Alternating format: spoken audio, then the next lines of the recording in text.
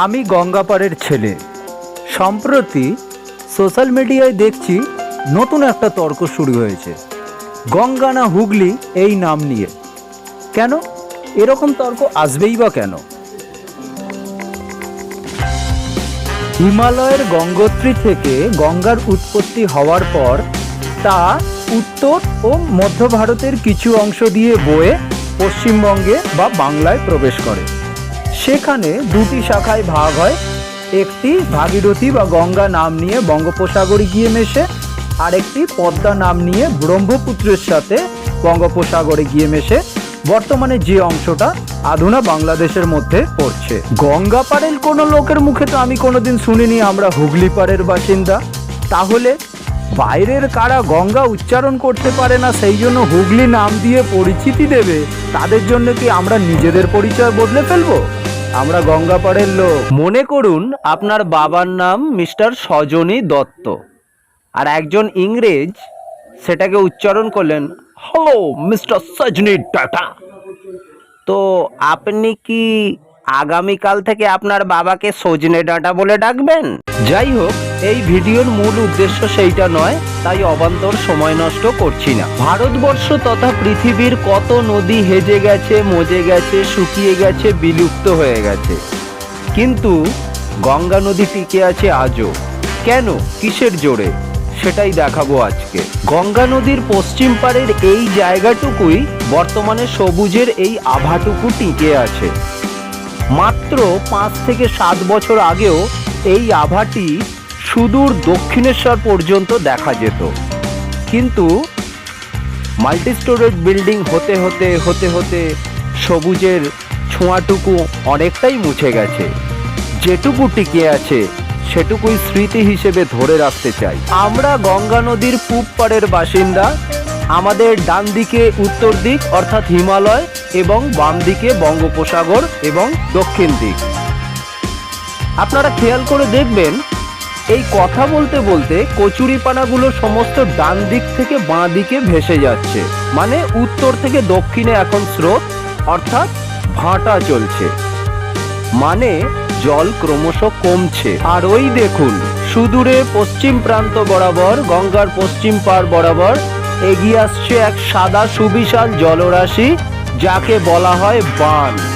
মা গঙ্গায় বান ডেকেছে, ওরে তোর মরা গাঙে বান এসেছে, জয় মা বলে ভাষা তরি। আমরা এখন এক অদ্ভুত সন্ধিক্ষণে রয়েছি। আমাদের দিকের জল ডান দিক থেকে বাঁ দিকে যাচ্ছে, কিন্তু নদীর ঠিক অপর প্রান্তে বাঁ দিক থেকে ডান দিকে যাচ্ছে। ভুল বললাম কি? ভালো করে অবজার্ভ করুন তো। এই সুবিশাল জলরাশি আর কিছুটা ডান দিকে এগিয়ে যাবার পরেই পাড়ে এক জায়গায় ধাক্কা খেয়ে সম্পূর্ণ ভেঙে চূর্ণ চূর্ণ হয়ে যায় এবং অদ্ভুত এক জল তরঙ্গের সৃষ্টি করে। আপনাদের মনে হতে পারে এত রকম বিষয়বস্তু থাকতে হঠাৎ একটা এই রকম বিষয় নিয়ে কেন ভিডিও বানাচ্ছি। তার কারণ রিসেন্টলি আমি সোশ্যাল মিডিয়ায় দেখলাম বিভিন্ন লোকজন এই বানের ছবি তোলার জন্য অত্যধিক কাছে চলে যাচ্ছেন, যারা সম্পূর্ণ ওই পশ্চিম পাড়ের বাসিন্দা। তো বাসিন্দা ওনারা কতদিন আমার সন্দেহ আছে, কারণ এই নতুন মাল্টি স্টোরেড বিল্ডিংয়ে কোথা কোথা থেকে লোকজন এসে নতুন বসতি স্থাপন করেছে আমি নিজেও জানি না। আপনারা কিন্তু মা গঙ্গার শক্তি সম্বন্ধে এতটুকু ওয়াকিবহাল নন, সেইটার জন্যেই। আর অন্য উদ্দেশ্যও আছে। ভারতবর্ষের বিভিন্ন রাজ্যে ঘুরতে গিয়ে আমি দেখেছি ওনারা নদীগুলোকে, নদীর উপরের ব্রিজগুলোকে টিন দিয়ে, কাঁটা তার দিয়ে ঘিরে বেঁধে আপনাকে এই প্রাকৃতিক দৃশ্যগুলো দেখতেই দেবে না। আসল উদ্দেশ্য সেটা নয়। আসল উদ্দেশ্য হলো না আপনি ব্রিজ থেকে আত্মহত্যা করতে পারবেন, না আপনি ব্রিজ থেকে কোনো রকম অ্যাক্সিডেন্ট বা দুর্ঘটনার সম্মুখীন হবেন। কিন্তু আমার প্রশ্ন হলো এই কতিপয় বিচ্ছিন্ন দুর্ঘটনাগুলোর জন্য আপামর জনসাধারণকে এই নির্মল সুন্দর পবিত্র প্রাকৃতিক পরিবেশের দৃশ্য অবলোকনের আনন্দ থেকে বঞ্চিত করা কি যুক্তিযুক্ত? আমার এক বন্ধু এক বিরল রোগে আক্রান্ত। প্রতি 1 কোটিতে একজন এই রোগে আক্রান্ত হয়। ডাক্তার বলেছে তাকে সুস্থ থাকতে গেলে যত বেশি সম্ভব সবুজের দিকে তাকিয়ে থাকতে হবে। নদী, পাহাড় এই রকম মুক্ত জায়গায়, দূষণহীন জায়গায় তাকিয়ে থাকতে হবে। অদ্ভুত। সেই রোগ বা তার ডিটেলের দিকে আমি যাচ্ছি না। আমার যুক্তি হলো এই ধরনের লোকও সমাজে আছে। তাদের প্রতি অবিচার করার অধিকার কে দিয়েছে মানব সমাজকে? তাদেরও বাঁচার অধিকার আছে, তাদেরও সুস্থ থাকার অধিকার আছে। আপনি পারেন না সেটা ছিনিয়ে নিতে। যাই হোক, জোয়ারের টান এপারেও এসে লেগেছে এবং আপনারা দেখতে পাচ্ছেন জল এখন বাম দিক থেকে ডান দিকে যাচ্ছে, অর্থাৎ বঙ্গোপসাগরের জল হিমালয়ের দিকে যাচ্ছে, তাই নয় কি? আবার অবজার্ভ করুন ভালো করে।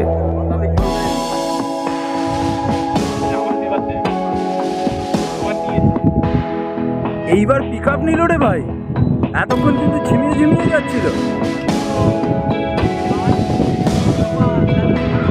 কাল বড় বোন এসেছিল, আচ্ছা মেজো বোন, হ্যাঁ সুপার আওয়াজ।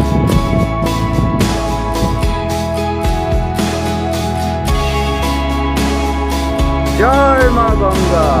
তার সাথে লক্ষ্য করুন ওই পারে কি সুন্দর জল তরঙ্গ সৃষ্টি হয়েছে গঙ্গার বুকে।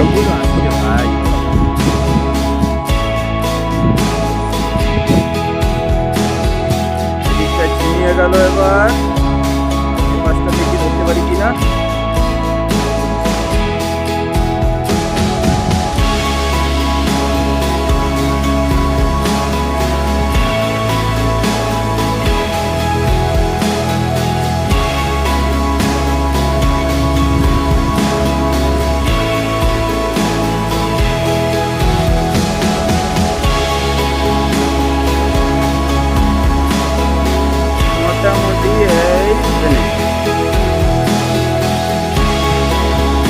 এই সুন্দরতার পিছনেই লুকিয়ে আছে ভয়ঙ্কর অভিশাপ।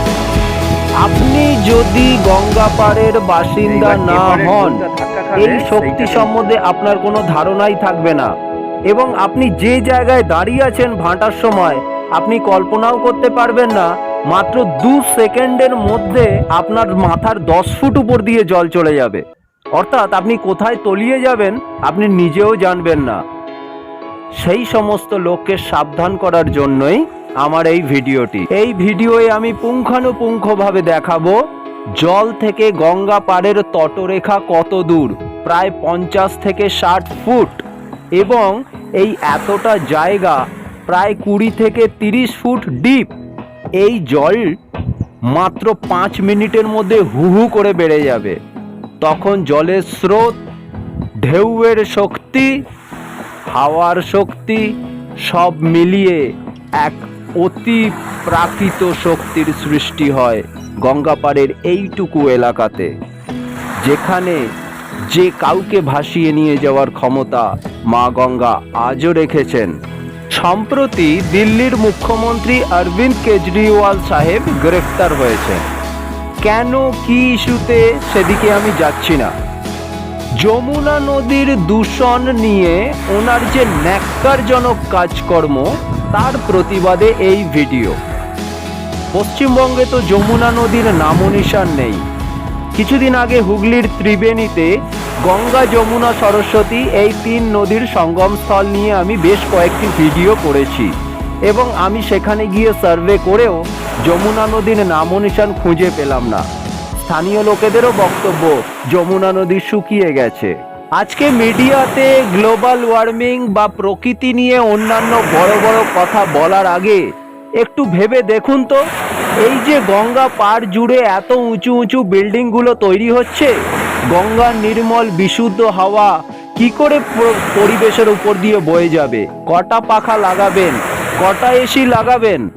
গাছ কেটে কেটে বিল্ডিং বানিয়ে বানিয়ে সব তো কংক্রিটের জঙ্গল বানিয়ে ফেলেছেন। অল্প যে কটা পুকুর দিঘি আছে সেগুলোও বুঝিয়ে বুঝিয়ে বিল্ডিং বানিয়ে যাচ্ছেন। এত আপনাদের বাসস্থানের অভাব। নদীকেও ছাড় নেই। নদীর চরে আগে মানুষ অল্প কিছু চাষবাসের কারণে বা নদী মাছ ধরার কারণে নৌকার বাঁধার জন্য ছোট ছোট কিছু নির্মাণ করত, মানা যায়। বর্তমানে তো নদীর চর তো দূরের কথা, নদীর বুকেই বিল্ডিং বানিয়ে ফেলছেন আপনারা। আপনার হয়তো কোটি কোটি টাকা খরচা করে একটা 25 তলা বিল্ডিংয়ের টপ ফ্লোরে ফ্ল্যাট নেওয়ার ক্ষমতা আছে, কিন্তু সকলের পাখা চালিয়ে ইলেকট্রিক বিলটা দেওয়ার মতো ক্ষমতা নেই, এসি তো দূরের কথা। সেই মানুষগুলো কি সমাজের অংশ নয়? তাদের অধিকার, তাদের সুস্থভাবে বেঁচে থাকার অধিকার ছিনিয়ে নেওয়ার আপনার কি আছে? যদি থাকে তাহলে করে যান, ঠিক কাজ করছেন। আর যদি না থাকে, এখনো সময় আছে। এক সময় বাংলার নদ নদী বাংলার যাত্রা পথ ছিল। বাংলার ব্যবসা, বাংলার নৌকা, বাংলার জাহাজ, এ সমস্তই ভারত তথা সারা বিশ্বের সঙ্গে সংযোগ স্থাপন করত। তাম্রলিপ্ত বন্দরের কথা নিশ্চয়ই আপনারা ভুলে যাননি। সপ্তগ্রাম বন্দরের কথাও হয়তো আপনাদের স্মৃতি থেকে মুছে যায়নি। কিন্তু তারপর কি এমন হলো? যেটা হয়েছে সেটা হলো ব্রিটিশদের এই দেশের ভৌগোলিক পরিস্থিতিকে বদলে দেওয়ার এক ঘৃণ্য পরিকল্পনা, যাতে দীর্ঘমেয়াদীভাবে এইখানে বসবাসকারী মানুষজন বিভিন্ন রকম সমস্যায় পর্যুদস্ত হতে থাকে এবং তাদের মাথা তোলার মতো সময় না থাকে। আজকে আমরা সেই পরিস্থিতির মধ্যে দিয়ে যাচ্ছি। গ্রীষ্মকালে গরম তো অসহ্য, তার সাথে যুক্ত হয়েছে মহানগরে জলপ্লাবন। একটু বৃষ্টি হলেই যেখানে সেখানে হাঁটু জল, কোমর জল পর্যন্ত দাঁড়িয়ে যায়। আমাদের এই এলাকায় গঙ্গা ছাড়াও সোনাই নদী, নোয়াই নদী এবং বিদ্যাধরী নদীর মাধ্যমে এই এলাকায় একটা প্রাকৃতিক নিকাশি ব্যবস্থা ছিল। আজকে আপনারা এই অঞ্চলে যত রেলপথ, সড়কপথ, মেট্রোপথ দেখেন, সমস্ত এই জলাভূমিগুলোকে বুঝিয়েই তৈরি করা হয়েছে। বর্তমান সরকারকে দোষ দিয়ে লাভ নেই, এর পরিকল্পনা করে গেছে ইংরেজরা। মাত্র 1920 থেকে 1930 সালের মধ্যে যে ধ্বংস কার্য প্রকৃতির সাথে তারা করে গেছে, তার ফল আমরা আজও ভোগ করে চলেছি। পঞ্চদশ ও ষোড়শ শতক থেকেই বাংলার এই নদীগুলির প্রবাহপথের সুস্পষ্ট ছবি এবং সঠিক ইতিহাস আমরা বিভিন্ন দেশি বিদেশি বিবরণ ও নকশার সাহায্যে জানতে পারি। এর মধ্যে উল্লেখযোগ্য জাও ডি বারোজের একটি নকশা, যা প্রায় 1550 খ্রিস্টাব্দে রচিত হয়, যেখান থেকে আমরা অগ্রপাড়া বা আগরপাড়ার এই বিবরণ পাই। 1516 খ্রিস্টাব্দে এশিয়াটিক সোসাইটি কলিকাতা কর্তৃক প্রচারিত মানচিত্রে ভাগীরথীর যে রূপপথ, গতিপথ অঙ্কিত ছিল আগরপাড়া, পানিহাটি, সুকচর অঞ্চল নিয়ে, তার থেকেও বহু তথ্য পাওয়া যায়। আমাদের আগরপাড়া থেকে একটু দূরে খড়দা লোকালয়ের মধ্যে প্রায় 55 থেকে 56টি বিশাল বিশাল দিঘি আছে। সেই দিঘিগুলো একই সরল রেখায় কেন, এই প্রশ্নের সন্ধান করতে গিয়ে আমি জানতে পারি যে এই দিঘিগুলো এককালে সোনাই নদীর অংশ ছিল। আমি এই ভিডিওর মাধ্যমে ধন্যবাদ জানাই আমাদের শ্রদ্ধেয় বিধায়ক নির্মল ঘোষ মহাশয়কে এবং ওনার ছেলে তীর্থঙ্কর ঘোষ মহাশয়কে, যারা আমাদের এলাকার এই জলাভূমিগুলো অর্থাৎ পুকুর, দিঘি এগুলো বাঁচানোর জন্য যথেষ্ট সতর্ক। জনগণকে অবহিত করার জন্য দিকে দিকে ওনাদের ব্যানার, পোস্টার আমার চোখে পড়ে। তাই আমি আমার মনের অন্তর থেকে ওনাদেরকে শ্রদ্ধা জানাই এবং ধন্যবাদ জানাই। তার সাথে ধন্যবাদ জানাই আমার বন্ধু ধলুকে, যে আমার মধ্যে এই সচেতনতা জাগিয়ে তুলেছে যে আমাদের এই এলাকার জলাভূমিগুলোকেও বাঁচানোর প্রয়োজন আছে। অনুপম, তুমি যেখানেই থাকো ভালো থেকো, শান্তিতে থেকো। যে প্রদীপ তুমি জ্বালিয়ে গেছিলে তা আমি এগিয়ে নিয়ে যাব যতটা আমার সামর্থ্য। ময়ূরপঙ্খী, জাহাজ, বজ্রা ইত্যাদির নাম তো আপনারা শুনেছেন, কিন্তু জানেন কি আমাদের এই আগরপাড়া সুপ্রাচীনকালে এই শিল্পে নিপুণ ছিল। আগর সম্প্রদায় নামে এক জাতি গঙ্গাপাড়ে বসবাস করত এই এলাকায়, যাদের কাজ ছিল নৌকা বানানো, জাহাজ বানানো। তাদের থেকেই এই জায়গার নাম হয়েছে আগরপাড়া। দেশভাগ ও স্বাধীনতা লাভের পর এখান থেকে অনতি দূরে দক্ষিণেশ্বরে Garden Reach ship builders and engineers লিমিটেডের মূল শাখার একটি প্রশাখা সংস্থার নির্মাণ করা হয়, যাদের কাজ ছিল নৌশিল্পী প্রকৌশলীদের প্রশিক্ষণ প্রদান। আর বঞ্চিত হয় আগরপাড়া, সুপ্রাচীন এক জনপদ বঞ্চিত হলো, হারিয়ে ফেলল তার নিজস্ব উদ্ভাবনী শক্তি, নিজস্ব শিল্প। আগরপাড়ার নৌশিল্প অবিভক্ত 24 পরগনা তথা পশ্চিমবঙ্গের গর্বের বিষয়, জগৎজোড়া খ্যাতি। 500 বছরেরও আগে সপ্তগ্রাম বন্দরকে ব্যবসা বাণিজ্যের সমৃদ্ধ ধারায় সিক্ত করতে বিশেষ ভূমিকা ছিল হুগলির বলাগড় ও 24 পরগনার আগরপাড়া ছিল নৌশিল্পের পথিকৃৎ। বর্তমানের ময়ূরপঙ্খী নৌকা যুগ যুগ ধরে বিশ্বের মানুষকে এনে দিয়েছে বিস্ময়।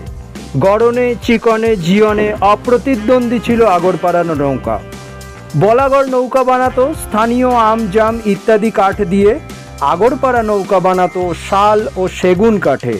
তাই ক্রেতাও হতো আভিজাত্যের সৌরভে সিক্ত।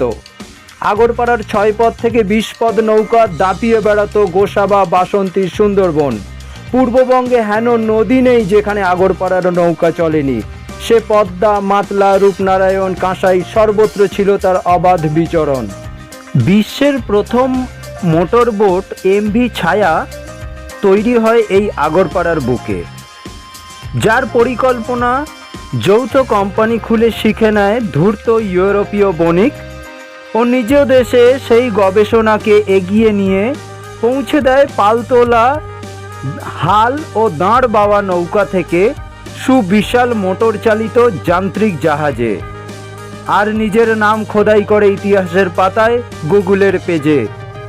সবার অলক্ষ্যে হারিয়ে যায় আগরপাড়ার নাম, পিয়ারি বৈষ্ণবের ঘাটের নাম, যেখানে এই গবেষণাটি হয়েছিল বাস্তবে।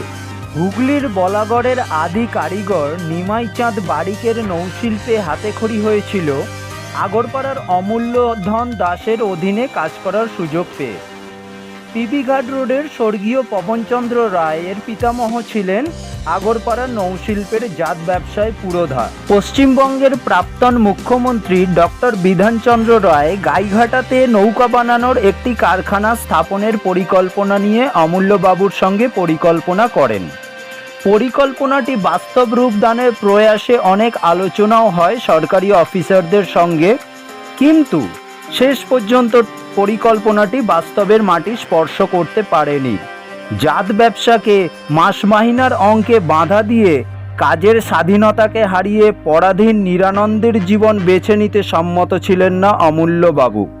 ফলে পরিকল্পনাটির ধূলিসাৎ হয়, অপমৃত্যু হয় ডক্টর রায়ের মানসপুত্রীর।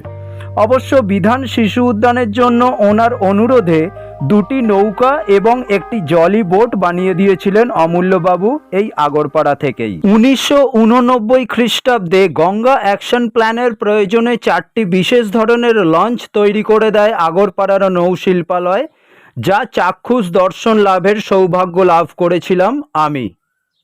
বন্দে মাতরম।